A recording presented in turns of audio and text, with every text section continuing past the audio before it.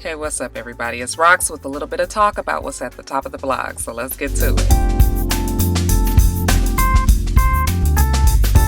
Alright you guys, so for those of you guys who follow me on Instagram, you guys all know that I just went to my very last meeting on Thursday. And I am so ecstatic. And as a celebration for the very last meeting, they fed us today. So I actually just finished eating. So y'all know I got a little touch of the itis that's sitting in, very tired. But I knew I needed to do this video. Probably still won't be up till Friday. But anyway, how about the chef that cooked was the chef that cooked for Candy and Todd on the Real Housewives of Atlanta episode that I was just telling you guys about, how I was saying how good the food was. I found out that that was lamb chops. I thought it was some sort of beef strips or something, but it was actually lamb chops. He told me the whole menu. He gave me his card. Let me see. I got the card. His name is Chef David DeQueer. Where is the card? Okay, well. Okay, I don't know where the card is. But anyway, his name is Chef David DeQueer. I'll leave his email address, not his email address, his web address. I just told y'all I got the itis, so y'all know I'm gonna be fucking up words, but y'all just stick with me here. Food was so good, you guys. I mean, chicken and tilapia and yellow rice, with black beans, and this salad that was just out of this world. The string beans with the brown sugar. Oh my God, the tilapia had honey drizzled but covered with rosemary, and oh my God, it was so good. You guys, if you don't know me, I really love food. I love to eat and I enjoy my food, so I really did enjoy his food. He had some kind of Caribbean punch, some kind of ginger tea, ginger mango tea or something. Oh my God, just all of it really good. So anyway, I just came from that. So I'm tired, but we gonna get through this top of the blog. It's kind of some sad subjects, so all right, here we go. Let's talk about the very unfortunate death of Paul Walker, the blonde-haired, blue-eyed star of the Fast and Furious franchise. Very sad. I just Saturday I was out at a friend's house and I saw on Instagram that he died, and at first of course I didn't think it was real, but you know, very quickly after that I did find out that it was true. 40-year-old father of a 15-year-old daughter. He died in what was starting to look like, you know, they're saying that the car of course hit a couple of trees and then hit a street light and then burst into flames. They're saying that they probably were street racing on this long stretch of road that's known to have some street racing going on. The guy that was driving, God, I did not write down. Oh, his name was Roger Rodas. He is actually a professional car racer. They say that Paul Walker also is very, you know, knowledgeable in car racing as well. Just unfortunately, we're not quite sure what happened, but they lost control of the car and hit the pole. I was watching the news yesterday, actually Entertainment Tonight, and it was very unfortunate that they put up the autopsy report, which says that the driver, Roger, probably died immediately on impact. However, they believe that Paul Walker died from, I think they said thermal injuries and something else. Basically what they said was that the fumes from the chemicals had probably knocked him out, but he still experienced pain before he actually died. They believe that he was alive for at least a minute before he actually died, and he was either trapped or knocked out. But just, oh, I hate that they put that as the autopsy, because it was like, did we really need to know that? Like, if I was his family members, I did not want to know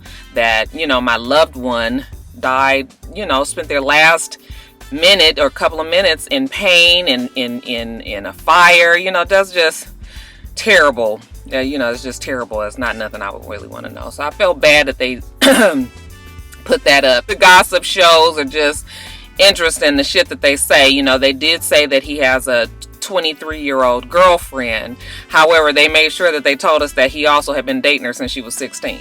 Okay, so now if he's 40 and, you know, the girl's 23 and he's been, you know, so whatever. Just a sad story though, right? Now they're saying that the studio has decided to put all filming for that movie on hold on hold. I believe they were filming Fast and Furious 7. It was either 7 or 8 because they're trying to figure out how they're going to go proceed from here. They might scrap that whole movie and start completely over. I don't even know how they're going to do it. He was such an integral part of the, of the show, of the movie. It's just going to be interesting to see how, because Vin Diesel, as much as we like him, I don't know if I want him to carry the whole franchise from here on out, even though it's the other one's Tyrese.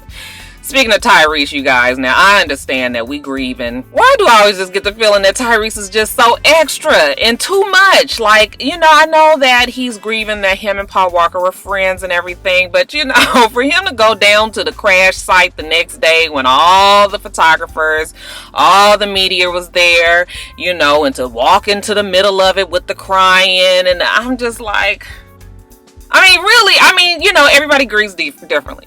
I understand that. But really, did you have to do all that while everybody was there? It was just like, and then to get into the car and drive off. And I was just like, oh, is that bad of me? I'm sorry, you guys. I'm always forever the pessimist. I'm trying to not be that way. But I was just like, he couldn't just... How about you go there about 3 in the morning, when it's just you, private time, remembering and reflecting with your friend. You got to be all in the middle of all that, and everybody was just like, oh, poor Tyrese. They were best friends. They were this, they were that. I was just like, to me, it was like he took the attention away from what we was talking about. And now we all trying to console Tyrese, when really it's about the fact that the boy died. Paul Walker died at the site, so... Anyway, that's it. I probably shouldn't even have said all that, huh? That wasn't really nice, but Tyrese is he's just extra to me. But anyway, yes, our condolences go up to the Paul Walker family, his daughter especially, his father, who they've interviewed a few times on the on TV, who just seems heartbroken. Very good looking man as well. Just a sad story all around. But yeah, RIP to Paul Walker. You guys, another sad story about the train crash in New York. I think they said in Poughkeepsie. How you guys say it? Is it Poughkeepsie? Why I can't say it? Poughkeepsie. I know that's wrong. Anyway, there was a train that was going 70 miles per hour on the track. When it got to the curve, the train is supposed to slow down to 30 miles per hour on the curve, and however the train did not stop, did not slow down, and flipped over and killed 4 people in the process. Now, the fortunate thing, if we could even find anything fortunate out of even 4 people dying, is that more people did not die, and that was only because it was a holiday weekend. It was Thanksgiving weekend when this happened. But still just really terrible. They first were trying to see if the driver, was intoxicated, which they, quickly found out that he wasn't. They did take his cell phone, to see if maybe he was either on the cell phone or texting somebody at the same time. But then the driver, the conductor, finally came out and said that he had been dozing off pretty much that whole time that he was operating that train, and that he believes that he may have fallen asleep, and that was why he did not think to slow the train down. So really, really sad. We've had some sad things happen over this past weekend. So I just also wanted to send my condolences out to the families that were affected by this tragedy as well. And I guess we'll keep our eyes open to see what happens with this conductor and if he is brought to any charges because of this. Real fast, Marissa Alexander, who was the lady who shot the warning shot into the air, gosh, I want to say like 3 years ago, when her husband was trying to attack her. That she was in a domestic violence situation where she was trying to protect herself. She shot one shot into the air, and she was given like 20 years in jail. Actually, they said that the gunshot hit the wall. So I guess the jurors felt that she was actually aiming the gun at her husband and that it just missed him. But whatever the deal was, she didn't hit her husband. She was given 20 years in jail, and a lot of civil rights people have been fighting for her to get released ever since. The reason being is because they felt that she should have been able to fall under the stand your ground law and where she was, you know, feeling an immediate threat and she was trying to protect herself, and that law should have protected her. However, it did not work in her favor in this case. Even though we are very familiar with the stand your ground law, that is the law that actually got George Zimmerman off, because he said that Trayvon Martin was an immediate threat to his safety. So you kind of see how the people have twisted and turned this law to their liking, and that it doesn't benefit really black people one way or the other. She was finally released the day before Thanksgiving, and she was able to go home and spend the holiday with her family. They're saying that her new trial date will start in 2014. I believe they said in March of 2014, but until then she will be on house arrest, and they're just hoping that she gets a fairer trial this second go around. But congratulations to Marissa Alexander. At least we got one step closer to this woman getting some justice.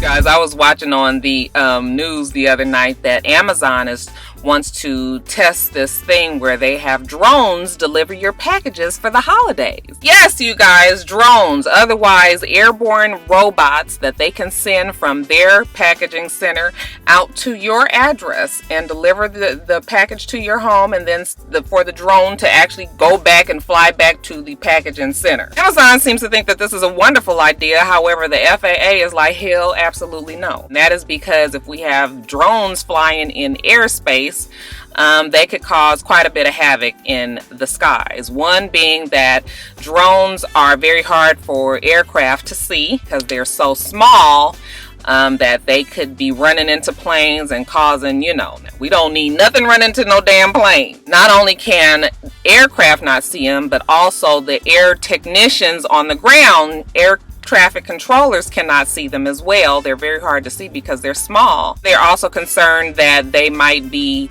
crashing into each other in the air, or crashing once they hit the ground, or maybe falling out of the sky and falling on top of people, falling on top of cars, falling on top of, you know, property, and then Amazon is going to be responsible for it. What I want to know is what they gonna do when the shit get delivered to the hood and J Trail and Lil Mook get a hold of it. Then what they gonna do? Amazon will never see that shit again, okay? And Big Mama ain't got money to be replacing every goddamn drone every time, you know, fucking Twan and them get a hold of it. So although it seems like it would be a really cool idea, I think that is something that needs to just stay as an idea and not a reality. I don't even think it's really going to happen. But that would be kind of cool to get a, you know, just a little robot thing come flying up to your door and dropping the shit off. And then if you don't want it right then, you can send it right back. You know, that seems like it would be good. But in this day and age, I don't see how that would really work. Do you? Well, here's an interesting story. We've been hearing so much about Kanye West and his deal with Nike, and how he finally left Nike and was given a deal with Adidas. Well, many of you guys will be happy to hear that Nike has now replaced Kanye West with Drake. Okay, Drake was just signed on with the Jordan brand, actually. He's got this really big deal, and the Jordan brand was very excited to have him. They welcomed him into the family. And Drake looked like got Kanye's brand, Kanye's deal, not Kanye's brand, Kanye's deal. I would really like to see what is going to come up with. They haven't really said the particulars of Jordan's. Oh my God, I can't get my words, y'all. I'm telling you, I'm so full. I'm just sleepy, and I'm for real. Okay, they haven't really said the particulars of the deal that Drake got, but I will be really interested to see if they are going to give him royalties. If they do give him royalties, then we just know that Nike was just giving a good old fuck you to Kanye West and was like, you ain't getting shit from us. Okay, now that Drake is with Jordan, Kanye West is with Adidas. He got a $10 million contract with Adidas, and he also is getting royalties. So whatever it is that he wanted, I guess he got it over there. Interesting enough story. Teyana Taylor also had a deal with Adidas at one time. She was going to be releasing some shoes, a shoe line with them. Well, you guys remember a while back when I told you guys in the top of the blogs that she got into that Twitter beef with Rihanna? Looks like the Twitter beef has cost Miss Teyana Taylor her contract, and Adidas has dropped her. She tried to backpedal, and her people tried to say no, she did not lose her deal. However, Adidas came out and said, yes, she did lose her deal. We will not be working with her. We like to, you know, work with artists who are in line with our values, and we do not condone violence of any type. So I was just like, ooh. Because, you know, she was talking about dragging Rihanna, and you know, she posted a picture of Rihanna's battered face on Twitter. And Twitter is the fucking devil. I done told you guys that plenty of times, right? Say it with me. Twitter is the devil, because Twitter is allowing celebrities and people who otherwise wouldn't be having contact immediately with other people before they can sit down and think about it. They are able to get to whoever it is they want to get to immediately. And a lot of times they say shit that they shouldn't say, okay? People drag you into these arguments. I mean, just regular average folks off the street will say some old foul fucked up shit to you, and you will get pulled in. And the next thing you know, you all out of character and acting a goddamn fool on Twitter. And then you start, you know, and then it start hitting you in your pockets. You start losing your coins, okay? And so this is prime example of what happened. Rihanna is picked up by a lot of big brands. I mean, she's what I think she's with, is it well, of course we know she's with MAC, but I think she's with, was it Almay? She's with a bunch of different brands, and ain't nobody dropping Rihanna. Okay, so now we really kind of know who got the power, who came out on top on that whole thing, even though Rihanna kind of did start it, and you know, even though we was kind of all on Teyana's side. This is a prime example of why you need to get your ass up off of Twitter. You need to not be responding to every single person that picks and pokes at you. Yes, we are only human. Yes, we all feel sometimes that we want to defend ourselves, but in the long run, you need to look at all the whole big picture, everything, all your shit that you got, and then you need to figure out if it's worth it to put all that on the line for a fuck you. Okay, because that's really what it is. You gonna get in trouble, lose all your money just because you done told somebody off. So Kanye West in, Drake in, Teyana Taylor out. Alright, you guys, if you've been watching my top of the blogs, I'm here with It's Rocks for any length of time. You know that we love us a big dick story. There is a big dick list, okay? A list of people, the top 20 people in Hollywood who are known to have the biggest dicks, and it was established by a secret society of girls called the Alpharetta Secret Sister Society, and they're saying that this list is made up by Pebbles. Okay, that's Pastor Pebbles, y'all. She's a reverend now, y'all know. Tyra Banks and Vivica Fox, among other people. I just thought that it would be interesting for me to read this list off for you guys. So it's the top 20 people, and most of them black. We got a few white folks and some other folks on there too, but yeah, for the most part. Don't you just love a big dick story? At number 20, we got Raphael Sadiq from the group Tony. He looked like he might have a big dick. Oh, he kind of tall and thin. Them tall, thin ones always look like they should big. Patrick Rafter. I don't know who that is. Mekhi Phifer. Yeah, Mekhi might too. He kind of walk. You know how some people walk kind of, you know, when they walk with their legs kind of open. Look like they're trying to get their legs out the way for that shit hanging down there. We got 50 Cent, who, yes, I could see that. John Sally. Okay, John Sally comes in at number 16. Mark Anthony. Okay, now that was a surpriser because Mark Anthony, I don't think he is even 5'6". He's tiny. He's just a little bit taller than Jennifer Lopez, his ex-wife. But yeah, they saying Mark Anthony has a big dick, and you know, Mark Anthony was known, well, they were saying that Mark Anthony was having the affair with Jada Pinkett Smith. And that was the reason why Mark Anthony and J-Lo broke up. And that was why it was all them rumors swirling around. And this was really when Jada Pinkett Smith was going crazy, because it was looking like something was going to happen with her and Will Smith. But honey, I done came to the conclusion ain't nothing ever going to break up Jada and Will. They're in it for the long haul. So yeah, all them rumors you be hearing about them is probably not going to happen. So Mark Anthony was number 14. At 13, we have the deceased actor Ron O'Neal. Who is that, y'all? Ron O'Neal? Patrick? No, okay. I don't know who Ron O'Neal. Was that the one that was on Barney? No, that's Ron Glass. I don't know who this guy is, but Ron O'Neal. 12 is Teo Pengilis. Pengiles. Who's that, y'all? I know somebody out there know. Teo, whatever it is. Then the next one, number 10, we got Kwesi Mfume. Okay, and y'all know he used to be the head of NAACP. I was like, okay, that's another one. Who was fucking Kwesi? Number 9, we got Jerry Seinfeld. I was like, yeah, okay, yeah, that might be. I can see that. 8 is John Eric Hexum. Y'all know he's an actor. I don't know who that is. Number 7 is Michael Jordan. Okay, that's another basketball player that we got on the list. I got Rick Fox, and then we also got Vin Diesel. Number 4 is deceased actor John Ritter. And I was like, wow. That's another one. Like, and then I was like, oh, I kind of feel a little pervish because you guys, we love John Ritter. Okay, you know, we think of Jack Tripper and Three's Company. We don't be thinking of Big Dick and everything. But yeah, they say deceased actor John Ritter's number 4. Number 3 is actor James Woods. And I was just like, oh, okay, James Woods. Now, he's the older white guy actor. That's interesting. Number 2, you guys, is actor John Amos. And y'all know who that is. That's that's the damn daddy from The Good Times. And I was just like, oh, who got a story about James Evans out there?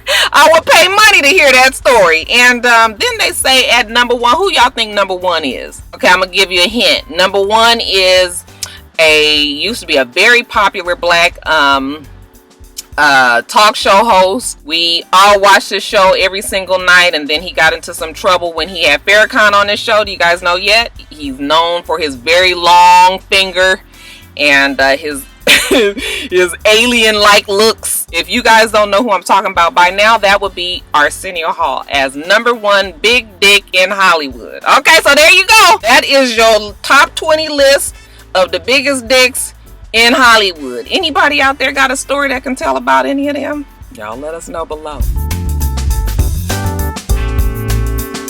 It ain't even really big news no more, but you guys wanted me to talk about Evelyn being pregnant, and so we can talk about it. Evelyn is pregnant. Evelyn Lozada is 6 months pregnant. They have not announced who the father of the baby is. People were saying that they thought it was Chad Ochocinco. I was positive that it wasn't. I really have my eye on the baseball player, the guy that plays for the Dodgers. His name is Carl Williams, I believe. There was a rumor, I think I told you guys in one of my old top of the blogs, that she was seeing him.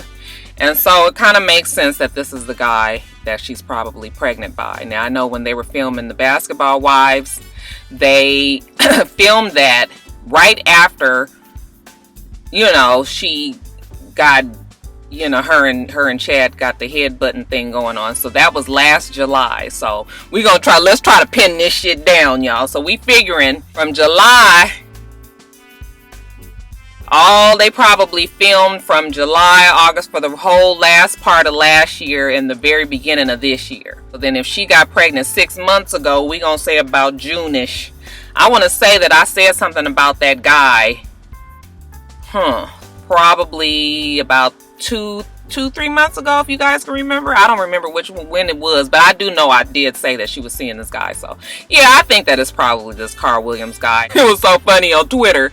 They somebody tweeted Chad Ochocinco and said, hey, did you hear that your girl is pregnant? She's pregnant by, they're saying, Carl Williams. And so then Chad Ochocinco, being smart, goes, by who? And then somebody who answered said, the guy who signed the $142 million contract, that Carl Williams, that's who. I was just like, oh, that Twitter is they just so wrong all the time. But you know, that's what Chad Ochocinco get for trying to be smart. So anyway, congratulations to Evelyn. I think she is somewhere around almost 40 years old. Better you than me, girl. Okay, but you know what? To each his own. She has a 20-year-old daughter, and now she is completely starting over with a brand new baby, whatever it's gonna be. I guess we'll find out in about 3 more months. But congratulations to Evelyn and allegedly Mr. Carl Williams.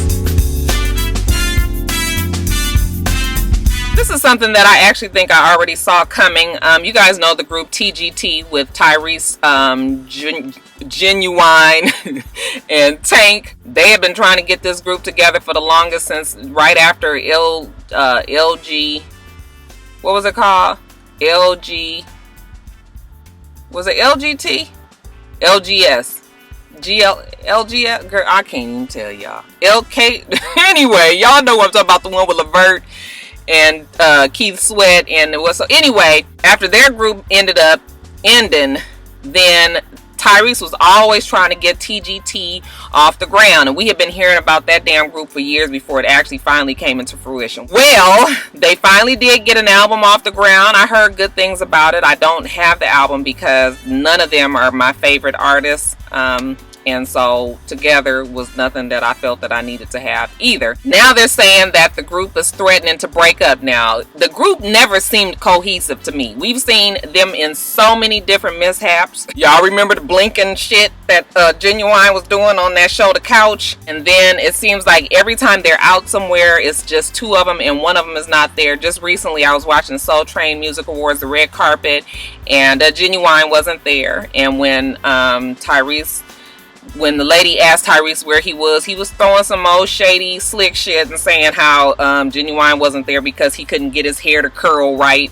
Shit was kind of funny, but it was shade, definitely. He never actually said the real reason why Genuine wasn't there, so it kind of just left you to believe. But I was just like, something is going on here. Well, now I'm seeing on the blogs that they're saying that yes, there is some chinks in the armor. Now Tyrese is getting fed up and has been heard saying that he doesn't need the group, that he does fine just on his own, and that Tank and Genuine need him. And they're also saying that Tyrese is not going on tour with the group any longer, and that he has been replaced with the singer Joe. You guys know Joe. Joe's a good fit. I don't know how Joe get mixed in with the damn, with the initials, because then it's going to be GJT. JGT. I mean, that still goes all right. And I guess Joe, he ain't doing shit either. But so I guess maybe this is going to work. But I already didn't think that this group was going to last because Tyrese is known to have a very large ego. He always believes that what he says goes and that he is the only one that is right. And not only that, but these are 3 solo artists who are used to being solo artists, okay, meaning that they don't share the spotlight, meaning that they don't have to be trying to make decisions with other people, meaning that they don't know how to work, with other people. I just didn't think that this group would last. Not only that, but nobody really cared about TGT. I'm sorry. So yeah, y'all, if you're sad about that, then I'm sorry. Just letting you know that TGT might now be JGT. Alright, you guys, a little Atlanta gossip. I don't know if you guys are familiar with Jazzy Faye. Jazzy Faye used to be the he was the behind the music for Sierra when Sierra first came out with 1-2 Step and all of the hits that Sierra had when she first came out. He was her producer. They were like a team, and then some shit happened. Some bad blood got between the two of them, and they ended up splitting, parting ways. But anyway, Jazzy Faye is still a pretty known character out here in Atlanta. It looked like Jazzy Faye then pissed off his woman, who they're saying is a pre-op transvestite by the name of Shayla Stacks. I guess he was seeing this pre-op transvestite. This is all allegedly, you guys. And I guess he was trying to break up with the girl, and to get him back, she posted a pic on Instagram of her and him in bed. He is asleep but kind of laying on top of her, and she posted a picture. So yeah, Jazzy Faye's tea is getting spilled all over Atlanta. I have already heard stories about him being gay or bisexual, and I actually had heard about him possibly seeing, okay, I'm not gonna even say that. I'm not gonna say it. I know a few people that know a few people. I need to just leave that alone. But anyway, I have heard stories about him possibly being bisexual or gay in the past. So if he's really with a transvestite, well, I mean, is that, I guess so. If he's pre-operational, that means that, he's still got all the male parts, but is still dressing as a woman. I don't know, y'all. It's just really too bad. This is the thing where you piss off somebody and then all your shit gets spilled. But you know how I feel about people that out folks. I just don't know why people do that. You was with it at one point, and then all of a sudden now you want to go telling and shit. Now we do look at it and read the gossip and be like, ooh, ooh, ooh. But really, it's kind of fucked up that people do that, okay? but this is like the name of the game. This is part of the game. When you be in these kind of down low type relationships, there's always a chance of somebody getting burned and then wanting to say, you know, what the hell is going on. So I'm sure he is going to deny it if he even addresses it at all. But I'm wondering if she got that picture in her phone, she probably got a whole bunch of other shit too. So we gonna keep an eye open. We might see some more shit come out about Jazzy Faye. What can you imagine?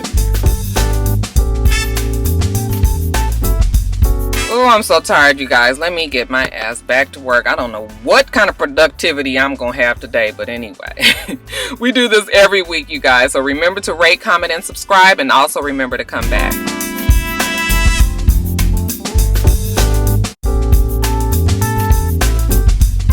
Until next time, Roxstars. Bye.